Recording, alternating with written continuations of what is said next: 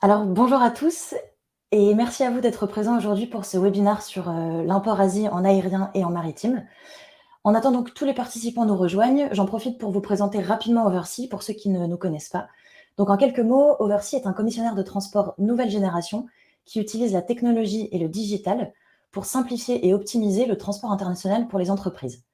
Aujourd'hui, nous accompagnons plus de 700 entreprises avec des noms comme Engie, Vinci, Cézanne ou encore Nux, et ce dans plus de 60 pays dans leurs transports internationaux de marchandises. Pour ma part, je me présente rapidement. Je suis Héloïse Roux, responsable du procurement maritime chez Oversea. Et pour animer ce webinaire, je suis accompagnée de Hugo Debangy, qui est responsable du procurement aérien chez Oversea. Ensemble, nous allons vous présenter notre analyse et nos recommandations pour importer vos marchandises d'Asie en cette période post-Nouvel An chinois. Pour ce qui est du plan, on commencera dans un premier temps par faire un point macro de la situation en Asie. Ensuite, Hugo vous fera un bilan de la situation en aérien et vous donnera ses recommandations opérationnelles. Et enfin, en troisième partie, je vous parlerai du maritime conteneurisé, du FCL, et on fera le point ensemble sur les taux, la capacité et les perspectives. Avant de commencer, je vous rappelle que vous avez un onglet à droite pour poser toutes vos questions. Vraiment, n'hésitez pas à le faire dès maintenant et on prendra le temps d'y répondre à la fin du webinaire. Bonjour à tous, merci d'être présents. Merci Loïs pour cette introduction. Comme vous savez maintenant, chez Oversea, nous croyons qu'il est important de comprendre le contexte macroéconomique pour mieux appréhender les aléas de sa supply. 2021 a été marqué par une importante reprise économique engendrant des effets collatéraux sur votre supply chain qui devraient se poursuivre sur 2022. Ces effets sont de trois ordres. Une demande plus forte que l'offre, donc des prix à la hausse des matières premières et notamment du fuel, donc encore une fois des prix à la hausse, et des congestions portuaires et aéroportuaires qui ont entraîné des retards et annulations de booking. L'euro a également perdu la valeur refuge qu'elle avait gagnée lors du Covid. On parle de moins 7,5% face au dollar et moins 10% face au yuan. L'impact est évident sur les prix de vos transports. Vous, importateurs, avez dû forcément l'observer. Malheureusement, cette tendance devrait continuer sur 2022 car la BCE continue à maintenir des taux d'intérêt très bas. En trame de fond, nous avons toujours le Covid-19 et ses variants qui entraînent un lot de nouvelles mesures. Il faut savoir que le continent asiatique est aujourd'hui le continent avec le plus de restrictions. Chaque cas peut entraîner une fermeture locale d'une région ou le confinement d'un pays. Oui, effectivement. Et on va zoomer un peu plus sur chaque pays, mais il y a eu un exemple assez marquant dernièrement en Chine. C'est la ville de Xi'an qui a été confinée pendant plus d'un mois entre décembre et janvier. Avec les Jeux olympiques qui se tiennent actuellement à Pékin, on peut s'attendre à d'autres confinements ponctuels en Chine dans le cadre de la politique zéro Covid. Malgré ces mesures drastiques, la Chine reste quand même l'usine du monde et est d'ailleurs devenue le premier partenaire de l'Union européenne, dépassant les États-Unis. En 2021, le déficit commercial de l'Europe avec la Chine s'est creusé, ce qui a eu des conséquences sur le transport. Maintenant que le Nouvel An chinois est terminé, les usines de production ont réouvert et donc on attend une reprise de la demande dans les semaines à venir. Comme expliqué par Héloïse, la Chine, mais Hong Kong également, restent deux pays du continent asiatique avec très peu d'espoir d'amélioration sur les prochains mois. Ce qui n'est pas forcément le cas de tous les pays d'Asie. Je prends par exemple le cas du Vietnam. Le pays a longtemps été confiné, mais la semaine dernière, le gouvernement local a annoncé la fin des restrictions pour les touristes. Le retour des vols commerciaux est annoncé la fin mars, début avril, avec le retour de ces derniers. Malgré une congestion importante portuaire et aéroportuaire, notamment sur l'aéroport de Bangkok, la fin des restrictions est également annoncée en Thaïlande. Situation identique en Malaisie, nous notons la fin des restrictions et une reprise économique assez forte. Pour résumer, nous avons une demande mondiale extrêmement forte, surtout de biens produits depuis l'Asie. La baisse de l'euro ainsi que les variants jouent toujours les troubles faits. Le point optimiste est a priori la sortie des restrictions fortes de très nombreux pays d'Asie. Maintenant que nous avons fait un tour un petit peu macro de la situation, je vous propose d'entrer dans le vif du sujet et commencer par l'aérien. Ce début d'année 2022 a été très agité sur le marché aérien pour deux raisons. Énormément de biens médicaux sont produits en Asie et notamment en Chine. Avec la vague Omicron que nous avons connue en début d'année 2022 en Europe, beaucoup de ces équipements ont été importés en urgence par voie aérienne et donc accaparant une très grande partie de l'offre disponible. Autre effet qui est un peu plus saisonnier pour le coup, c'est le Chinese New Year. À l'approche de cette fête, les importateurs ont tendance à anticiper tous leurs imports et donc la demande est extrêmement forte. Depuis, le marché est calme, voire très très calme, ce qui est quasiment du jamais vu depuis le début du Covid. La vague Omicron semble être derrière nous et donc les imports aériens de biens médicaux ont énormément baissé. De plus, la demande est très faible. Certaines usines étaient encore fermées la semaine dernière. Nous pouvons donc acheter très bas sur le marché du spot entre 3 et 4 USD du kilo, ce qui est encore une fois du jamais vu, 3 fois moins cher que ce qu'on a pu acheter en fin décembre lors de la peak season. Hong Kong, en revanche, connaît une situation un peu plus compliquée, avec une recrudescence importante des cas Covid, entraînant la suppression de nombreux vols. Alors, À quoi peut-on s'attendre pour les prochains mois? Les taux devraient augmenter significativement en mars, dopés par le e-commerce, mais aussi en juin à l'approche du Dragon Boat Festival. Encore une fois, l'élément à suivre est le Covid. Est-ce que nous allons connaître de nouvelles vagues? Est-ce que suite au JO, le gouvernement chinois va alléger ses restrictions et faciliter les déplacements internationaux? Affaire à suivre. Il y a un risque également que la situation devienne encore plus complexe en termes de capacité en sortie de Chine. Comme expliqué, beaucoup de pays d'Asie réouvrent leurs frontières, entraînant le retour des touristes. Certaines compagnies ont prévu donc de déplacer leurs vols passagers actuellement en place en sortie de Chine vers ces pays qui se réouvrent. Donc, toujours dans l'objectif d'avoir plus de revenus grâce au remplissage des passagers. C'est le cas de Qatar, par exemple, avec qui nous avons beaucoup discuté. La compagnie Qatari aura moins de vols prévus cet été vers la Chine. Nous risquons donc d'avoir des capacités qui risquent de diminuer et risquent de poser un problème lors des prochaines peak seasons. Alors, qu'est-ce qu'on peut vous proposer et qu'est-ce que peut surtout vous conseiller? Le mot d'ordre est donc anticiper. Anticiper pour avoir des ETD faciles, enfin un accès facilité à la capacité et des ETD annoncés au préalable. Se tourner aussi également vers les transitaires qui ont des BSA. Les BSA sont des Block Space Agreements, donc des taux négociés sur un an qui permet un accès facilité à la capacité. Donc des taux plus bas que le marché spot, donc assez intéressant, surtout lors de périodes de peak season. Mais enfin, contractualiser vos imports réguliers qui vous permettront de bénéficier de meilleurs taux. Voilà, donc pour résumer la situation en aérien, il faut retenir 2 choses. Période très calme en cette sortie de Chinese New Year, mais tensions à venir, notamment en sortie de Chine, qui conserve une lutte anti-Covid extrêmement forte.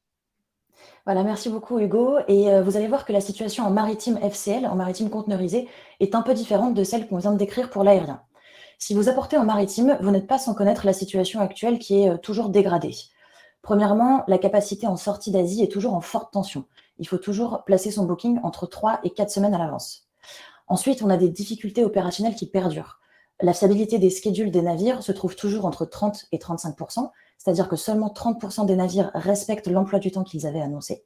Et le retard moyen sur cet axe est de 7 jours. Enfin, les taux sont stables, certes, mais à des niveaux toujours très hauts. Aujourd'hui, on peut toujours payer entre 14 et 15 000 $ pour un 40 pieds entre Shanghai et Le Havre. Alors, comment appréhender les semaines et les mois à venir? Sur le court terme, on n'attend pas d'amélioration majeure. Premièrement, et contrairement à ce qu'on a dit en aérien, la perturbation liée au Nouvel An chinois en tant que telle a finalement été assez minime par rapport à la perturbation globale qu'on connaît sur le marché depuis plus d'1 an.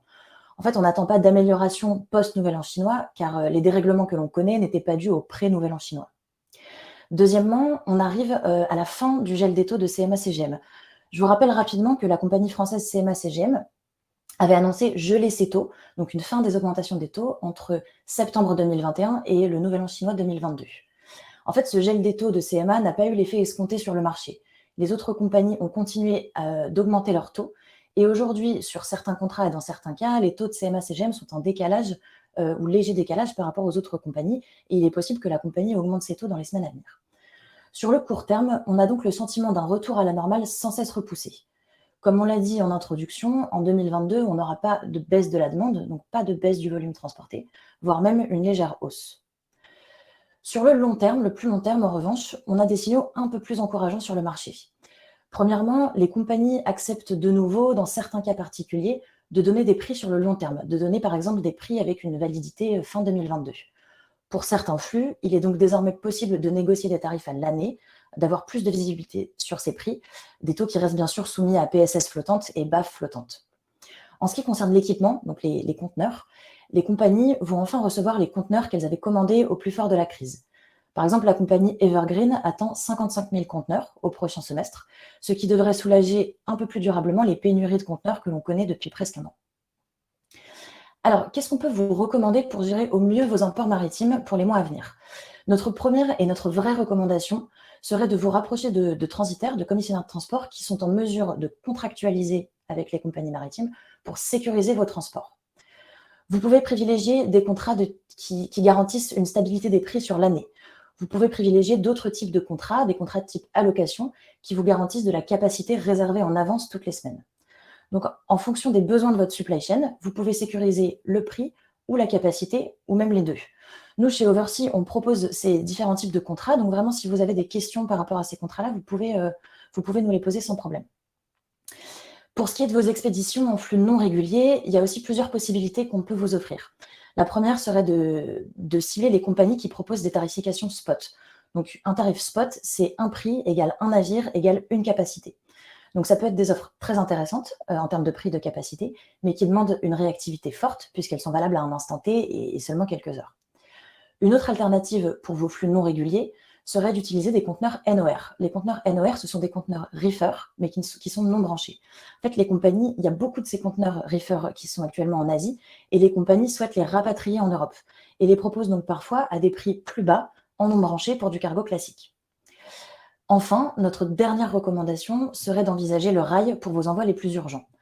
Vous savez peut-être que les transit time en rail se sont allongés en 2021, mais la situation s'est nettement améliorée ces dernières semaines, et ce pour 2 raisons. Premièrement, le nouvel an chinois a permis de décongestionner les hubs en Chine, et deuxièmement, la frontière entre la Pologne et la Biélorussie s'est réouverte récemment. Donc le transport ferroviaire reste certes une alternative plus onéreuse que le maritime, mais également plus rapide. Aujourd'hui, on fait un Chine-Europe de l'Est en moins de 20 jours. Voilà, pour nos recommandations pour vos imports maritimes. J'ai essayé d'être la plus complète possible, mais vraiment, je vous invite à nous poser des questions dans le chat si vous le souhaitez. Et avant de passer la parole à Hugo pour la conclusion, je vous rappelle que pour suivre chaque semaine l'évolution des taux et de la capacité pour le maritime, pour l'aérien et pour le rail, vous pouvez vous abonner au Chargeur.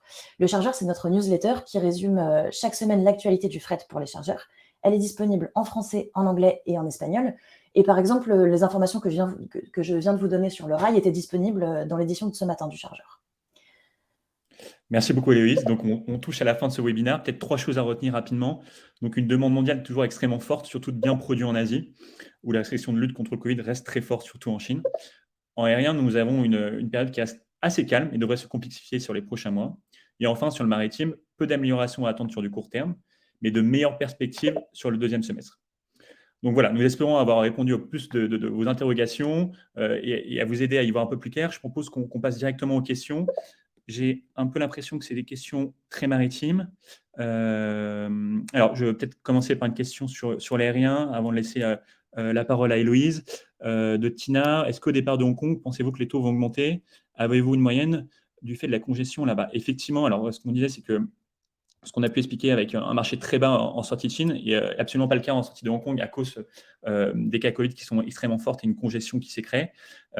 Aujourd'hui, on table sur un marché spot plutôt entre 6 et 7 USD du kilo, donc 3 fois plus cher qu'en sortie de Chine.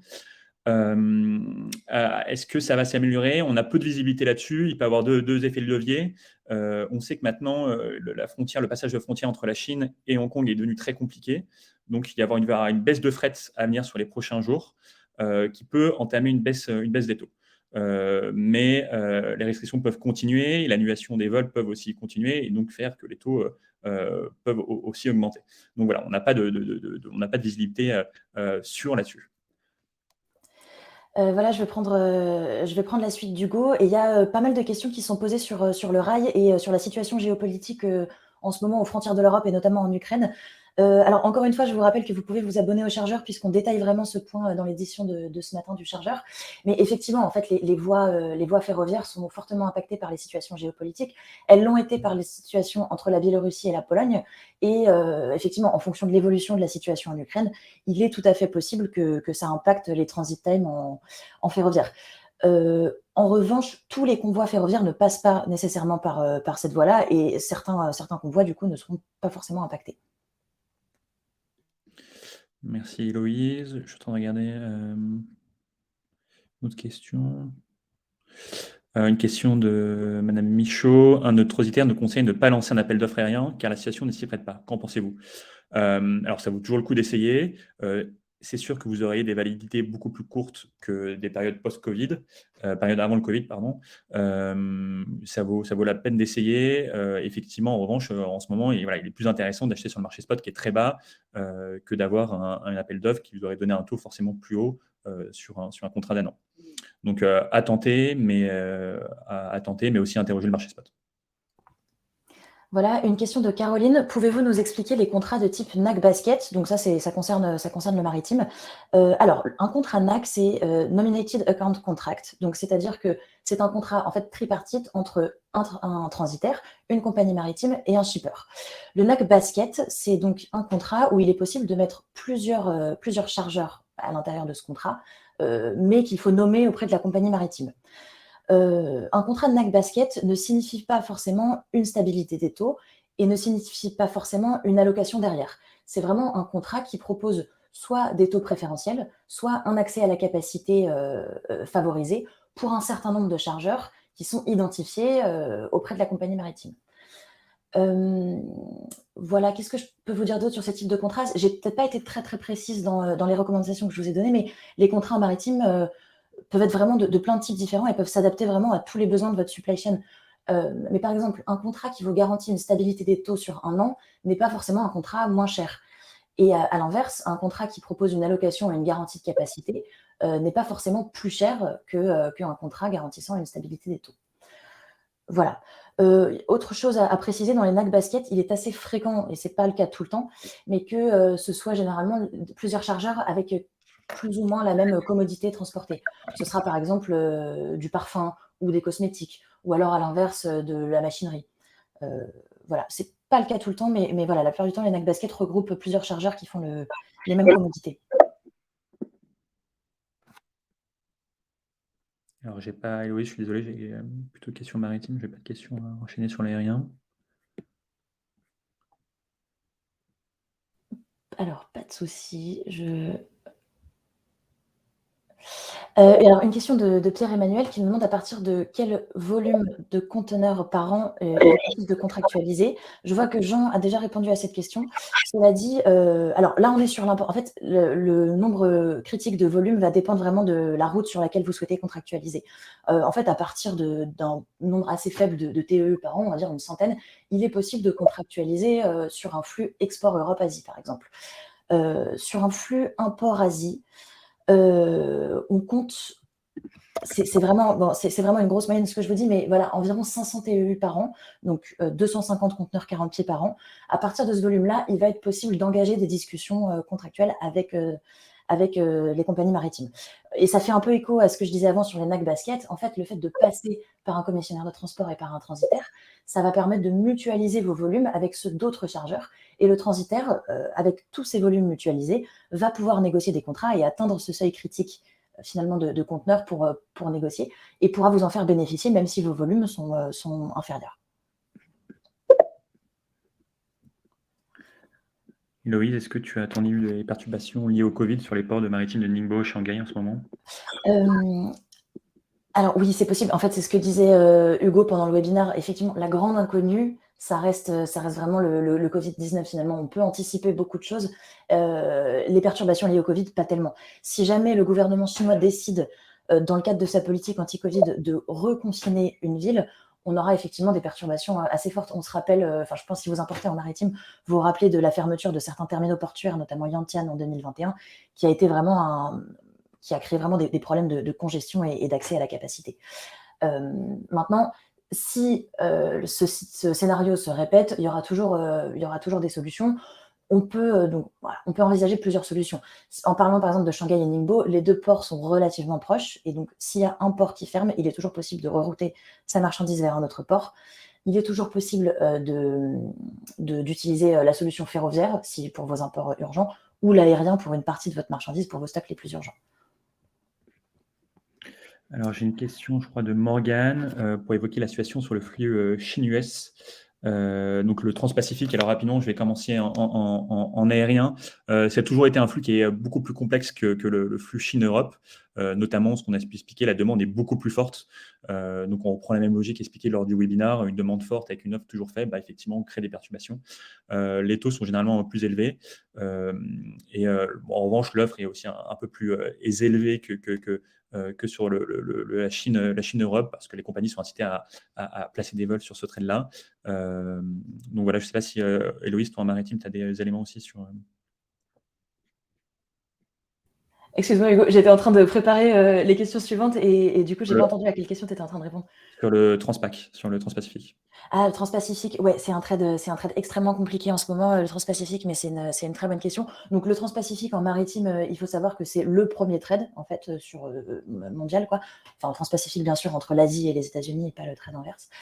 Donc on est encore dans une situation très compliquée.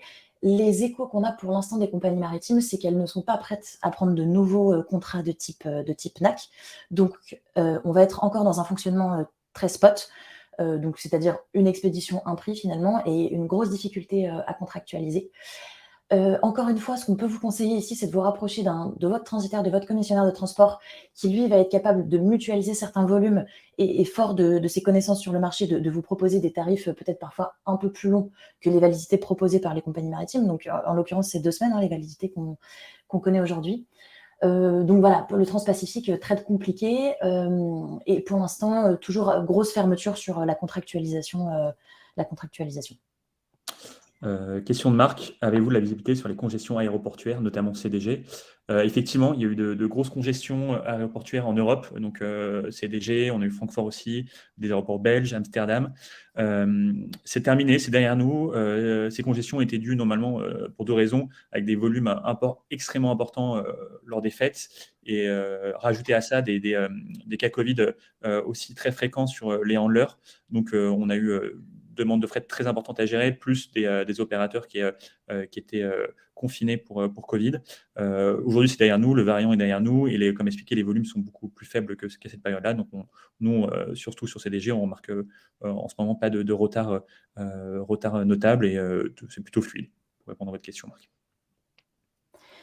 Voilà, je prends le relais avec une question de Claire Ostrat. On parle de l'arrivée de nouveaux conteneurs, mais l'arrivée de nouveaux navires est prévue sur 2023. Donc le problème d'espace ne sera pas résolu de sitôt. Et les compagnies pourront continuer à pratiquer le yield management. Quel est votre avis là-dessus? Alors, c'est vrai, pour le coup, les conteneurs commencent à arriver progressivement et finalement avant les nouveaux navires. Donc les compagnies pourront continuer à pratiquer le yield management. Alors, c'est possible, et c'est ce que je disais un petit peu à la fin de la présentation. En fait, on a de plus en plus de compagnies qui sont dans un fonctionnement spot, c'est-à-dire qu'ils vont tarifer non plus avec donc des grilles tarifaires valables pendant 2 semaines, 1 mois, 3 mois, mais qui vont vraiment donner un tarif sur un navire en particulier. C'est pas forcément une mauvaise chose. En fait, ceux qui sont familiers avec l'aérien, je pense que vous connaissez déjà ce principe de yield management, parce qu'en aérien, les compagnies fonctionnent comme ça depuis un peu plus longtemps qu'en maritime. Et c'est pas forcément une mauvaise nouvelle pour les chargeurs, dans le sens où, premièrement, on a une vision sur la capacité en temps réel, puisque quand la compagnie propose un prix, ça veut dire qu'il y a une capacité derrière. À l'inverse, quand la compagnie proposait une grille tarifaire, on n'avait pas de visu sur les capacités. Deuxièmement, ça permet d'être opportuniste sur le prix. Donc effectivement, si les navires sont très pleins, les prix vont être élevés. En revanche, s'il y a une annulation de dernière minute, ou si le navire est moins plein que prévu, en fait, les compagnies vont pouvoir appliquer un système de promotion et donner un tarif pour un navire très intéressant. Donc ça peut permettre d'être opportuniste sur à la fois la capacité et à la fois sur le prix. En revanche, et c'est ce que je disais en fin de webinaire, ça demande une réactivité forte de la part des chargeurs, puisque c'est des offres qui sont valables un court laps de temps. Alors, je vais peut-être répondre à une question qui n'est pas forcément liée directement au webinar. Pouvez-vous préciser la valeur ajoutée de Versi par rapport à un autre transitaire habituel? Alors, il faut savoir qu'Overseas, déjà, est tout d'abord un transitaire comme tous les autres transitaires. On est Agregata, on est OEA full, on opère sur le maritime aérien, rail et route. On fait aussi bien l'import et l'export, on a sur tous les incoterms, tous les secteurs. Donc voilà, on est un commissionnaire classique. Notre valeur ajoutée, c'est qu'on a créé une plateforme à la fois pour nos clients et en interne, donc pour nos clients qui permet de suivre leur transport de la cotation à la facturation. Donc ça permet de fluidifier les relations entre chargeurs et fournisseurs, d'améliorer aussi votre productivité sur le temps passé sur vos transports. Grâce à cette plateforme, on a calculé qu'on réduit à peu près 70% les tâches à faible valeur ajoutée de vos équipes. Là, pour ça, je vous laisse peut-être rentrer en contact avec un commercial d'Overseas qui pourra peut-être vous faire une démonstration de notre plateforme. Donc voilà pour cette question. J'enchaîne avec une question de Delphine qui nous dit, donc je pense qu'il fait écho à ce que j'avais dit, donc entre 14 et 15 000 $ pour un conteneur 40 pieds entre Shanghai et Le Havre, qui nous dit pourtant de nombreux transitaires actuellement nous proposent des taux à 11 000 $. Alors oui, c'est tout à fait vrai, et en fait, je suis désolée si je me suis mal exprimée. Les taux que j'évoquais entre 14 et 15 000 $ sont en fait les taux publics, les taux de catalogue de certaines compagnies maritimes. Il y a certaines compagnies qui sont encore plus chères que ça en prix public, en prix de catalogue. Là, je parle vraiment des expéditions donc en flux non régulier, non contractualisées. C'est vraiment pour un conteneur ponctuel, une fois de temps en temps. En revanche, des prix aux alentours de 11 000 $, 12 000 $ sont atteignables avec des contrats, des prix spécifiques et négociés. C'est donc les contrats dont je parlais à la fin du webinaire, et Overseas, on propose ces types de contrats négociés pour certains flux. Et donc vraiment, je vous invite à nous contacter. Et c'est pas uniquement les autres transitaires qui le font, c'est-à-dire que tout transitaire est capable de proposer des contrats, des flux, pour des flux négociés. Les taux que j'évoquais sont vraiment les prix catalogues, les prix publics. Alors moi, je vois plus tellement de questions. Héloïse, je ne sais pas si tu as... Alors, je regarde. Encore une question donc sur le remplissage des navires pour faire écho à ce que je disais sur les pénuries de conteneurs. Effectivement, je peux, en fait, ouais, on peut dire exactement la même chose, c'est-à-dire que les conteneurs, c'est une chose, mais encore faut-il que les navires aient de la place disponible. C'est vrai. Après, il y a énormément de contrats. Dès lors qu'on commence à contractualiser avec une compagnie maritime et que la taille de vos flux le permette, il y a beaucoup de compagnies maritimes qui réservent de l'espace en avance, mais pas forcément de l'accès à l'équipement. Donc en fait, aujourd'hui, c'est quand même un gros frein. On a potentiellement le booking et l'espace, mais par contre, on n'a pas l'équipement qui va avec et on apprend très tard, du coup, juste quelques jours avant le départ navire, que finalement, la marchandise ne pourra pas embarquer. Donc déjà, le fait que des nouveaux conteneurs arrivent sur le marché, c'est une super bonne nouvelle. Après, bien sûr, il faut que la capacité suive et les nouveaux navires qui ont été commandés par les compagnies vont commencer à arriver en 2023. C'est pour ça qu'on parle d'amélioration vraiment long terme. Alors, il reste plus que quelques minutes. Vous avez encore la possibilité de nous poser vos dernières questions avant qu'on clôture ce webinaire. Alors, une question de Timothée qui a été beaucoup votée sur le maritime. Peut-on envisager que les taux Asie-Europe et Asie-USA ne retombent finalement plus jamais, et pas qu'en 2022, à des niveaux pré-Covid? Alors ça, effectivement, c'est une possibilité. Pour moi, c'est très très dur de répondre à cette question de manière ferme parce qu'il y a énormément d'inconnus et d'incertitudes. Donc, je ne voudrais pas m'avancer en vous disant oui, ça retombera, ou alors non, ça ne retombera jamais. Mais effectivement, c'est une possibilité qu'il faut envisager, puisque les taux ont quasiment fait x10 en fait depuis la période pré-Covid. En période pré-Covid, on était vraiment dans une configuration totalement différente de pricing de la part des compagnies maritimes, où elles cherchaient vraiment du volume, quitte à être parfois à la limite de la rentabilité. Il y a d'ailleurs des compagnies maritimes qui ont fait faillite avant le Covid. Donc voilà, c'est vrai que des taux aussi bas, pour l'instant, ça me paraît très compliqué d'y revenir. Il faut effectivement envisager que ça ne retombe jamais à ces niveaux de prix-là. Maintenant, entre les prix qu'on a aujourd'hui et les prix pré-Covid, il y a quand même tout un monde et je pense qu'on peut sincèrement espérer une baisse des prix sans forcément parler de retour au niveau pré-Covid.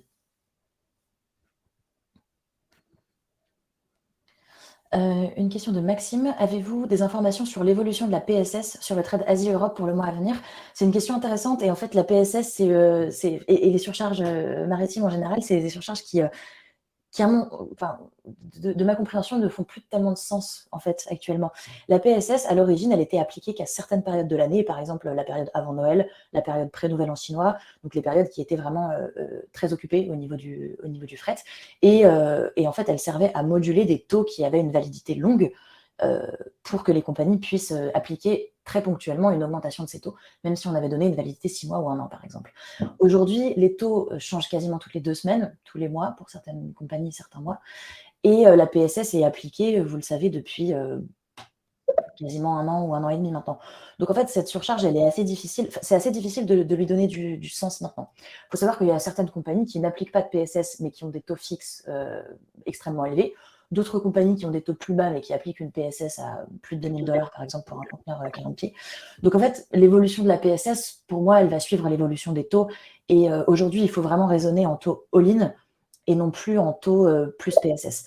Voilà, ça c'est quelque chose, si vous êtes chargeur, il faut y faire très attention quand vous recevez une offre d'un transitaire, c'est vraiment d'avoir toutes les surcharges incluses dans cette offre. Voilà, nous, chez Oversea, on propose systématiquement des taux all-in qui incluent la PSS, la BAF. Alors, les surcharges sont détaillées, bien sûr. Mais voilà, maintenant, il faut réfléchir en taux all-in. Il ne faut plus réfléchir en taux plus surcharge. Alors, on arrive à 11h30. Si vous me permettez, je fais une pause 2 minutes pour voir s'il n'y a pas des questions auxquelles on n'a pas répondu. Alors, on a un peu de sujet, mais il y a une question de Morgane sur la congestion des ports US. Est-ce que tu as des éléments à louer là-dessus? Oui. Alors effectivement, on sort un petit peu du sujet import Asie-Europe.